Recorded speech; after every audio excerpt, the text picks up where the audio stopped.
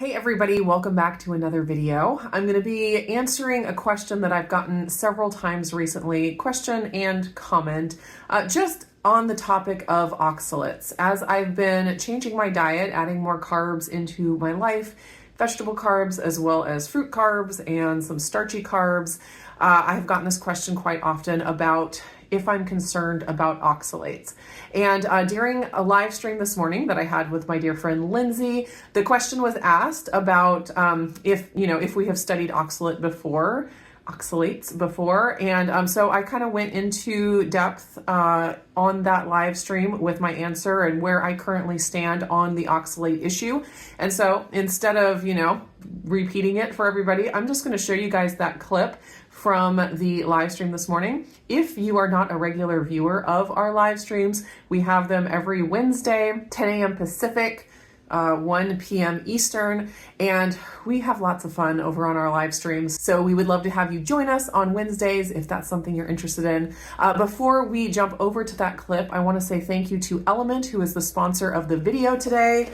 Element provides a very delicious way to stay hydrated and get your electrolytes in. These days, with water and soil being depleted of different nutrients and minerals, I find it very helpful to supplement certain things, and electrolytes is one of them. Each Element packet that looks like this has 1,000 milligrams of sodium, 200 milligrams of potassium, and 60 milligrams of magnesium, and that is a science-backed ratio that Element uses. One of the biggest benefits that I started seeing after I started getting my electrolytes in order is that I didn't get up as often at night to go to the bathroom. I was getting up every few hours to go to the bathroom. And now with my kidneys being nourished with appropriate electrolytes, I just find that I can make it through the night now. And getting all of that uninterrupted sleep is absolutely priceless.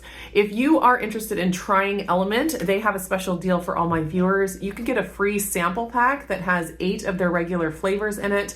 All you have to do to get the sample pack is use my link, drinkelement.com/indigo, drinklmnt.com/indigo. Go to that link and place an order for anything on the website, either their drink mixes or their sparkling electrolytes, which are also very delicious, and you will automatically get that free sample pack added to your order. No charge. Now let's head over to our live stream clip talking all about oxalates.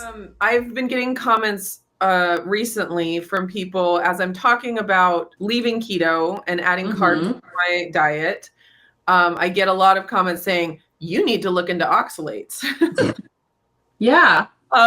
Like, I don't know if you know, but oxalates are poisoning you and you need to, really rein that in. Handle that. Okay. Yes, I get it.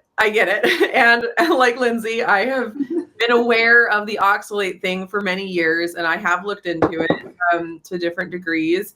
And this is my own personal opinion. I don't think the science on oxalates is settled to the point where you can just say, this is exactly what oxalates do in your body, and this is exactly what you need to do to avoid any problems with oxalates. So I totally respect Sally Norton and her, we met Sally Norton. If anybody wasn't aware, we have picture evidence of sitting with Sally Norton at a carnivore women's panel at KetoCon. So right. We have been like right there with in Sally. Proximity. Yeah. Okay. So I totally respect her work and her kind of hypothesis about oxalates. And it seems very obvious that she had an issue with oxalates, and that what she did has, helped her overcome her issue. Totally respect that. Mm-hmm. I don't think that the science is settled on that avoiding oxalate containing foods is the only or the best way to deal with an oxalate problem.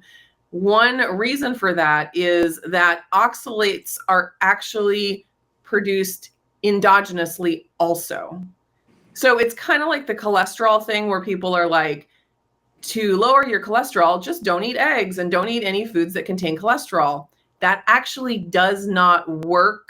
Right. At least not well, because your body produces cholesterol endogenously, like in and of itself. The cholesterol you have is not made up of only the cholesterol you eat. Your body Yeah. makes it. And it's the It has to. thing.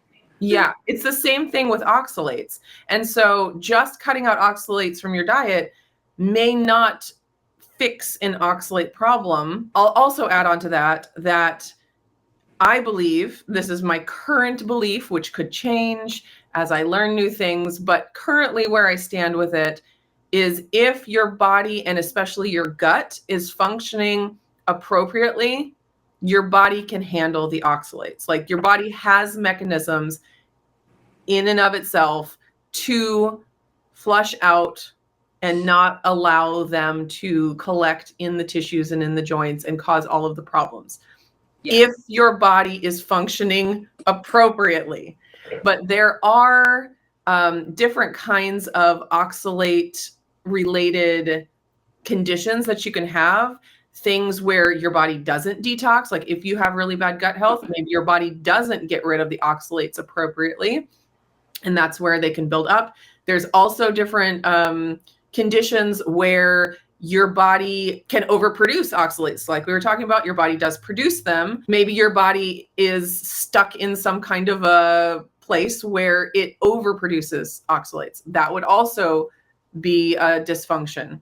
So I personally have never experienced anything that would give me the idea that I have a current oxalate problem, either overproducing them myself or not being able to detox them appropriately.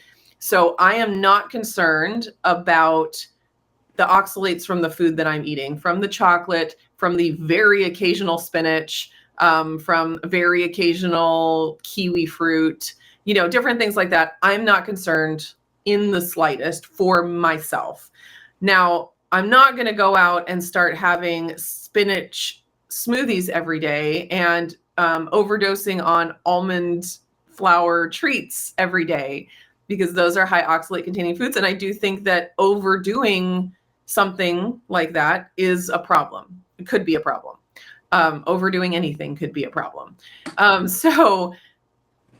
not concerned. So I'm not worried about it, but I'm also not basing my diet 100% around oxalate containing foods, because I don't base my diet 100% around anything. I value diversity. So anyways, that's where I'm at on that. And again, that is only my personal opinion at this very point in time. It is subject to change. Yeah. Do you have any other thoughts on that? So talking about oxalates kind of also sort of pushes my mind towards the phytic acid conversation. Do you remember when that was kind of a big deal with Weston A. Price?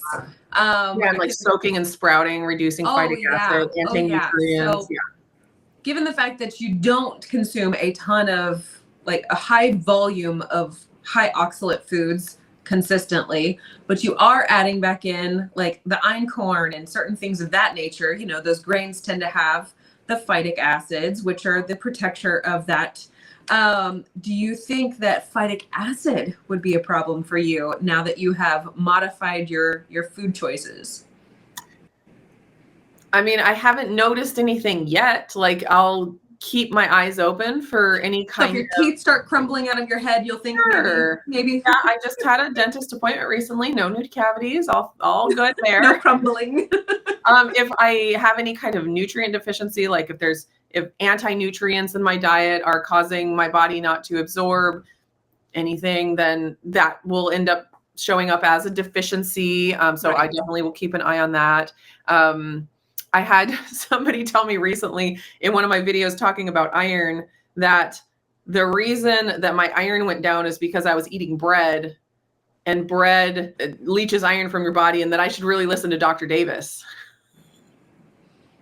And I was like, bless your heart. Well, first of all, when my iron was the lowest, I hadn't eaten bread for like 20 years. So I'm eating bread now very sparingly, and only einkorn flour bread. And my iron status is better than it's been in I don't know how many years. So it's just like, context matters. I should have brought that cup today Oh, instead man. of this mug. We should have just a banner on the bottom of all of our We live need streams. it. Like, It needs to happen. context matters. Okay. 100%. So that was a good question. I appreciate that because I do have thoughts about it. And again, I'm not going out and teaching people about oxalates. I'm not at that place where I'm like, this is definitely it, and everyone needs to know what I have to say about it. I just have my own personal beliefs and opinions from the research that I have done and the experience I have had. And so that's all I'm sharing.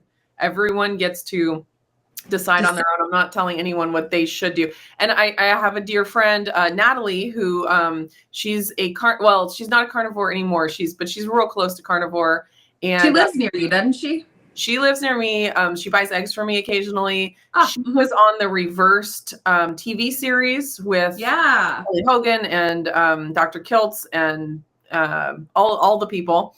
And she has an oxalate issue. Like I don't know exactly like what kind of oxalate problem, but she very clearly does. And she's done experiments with, adding a little bit of oxalate to reduce symptoms. And she knows 100% that is her problem. And I'm not going to tell her it's not. Like, seriously. You're not going to be like, oh, forget about it. Here's 40 almonds. You'll be fine. Exactly. Like, no, I do think it is that there are legitimate problems related to oxalate.